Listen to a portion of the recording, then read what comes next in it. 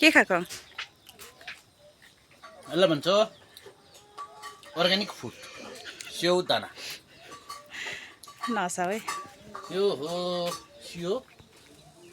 कता छ हौ सियो दाना चाहिँ भित्र छ सियो छैन बाहिर हो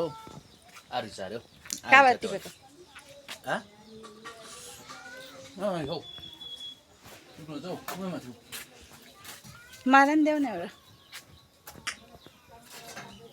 हामीले यस्तोले टिप्छौँ आरुचा फेरि यस्तो डन्ठा यस्तो घुमाएर चाहिँ हो हो त्यसरी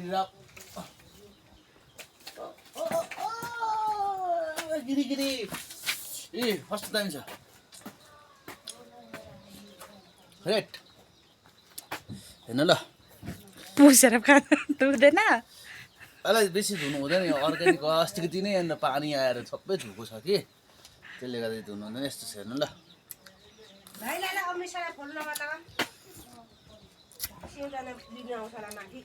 आरुचा फलेपछि चाहिँ ऊ स्याउदाना फलेपछि चाहिँ यस्तो हुन्छ है यस्तो कस्तो हुन्छ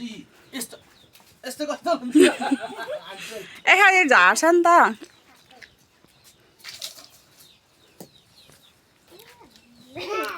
अल्झ्यो त अल्झ्यो त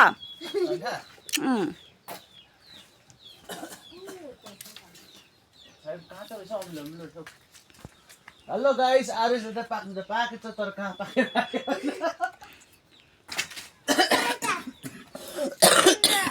खोका खोका के चाहिएको छ आरुचा खानु ल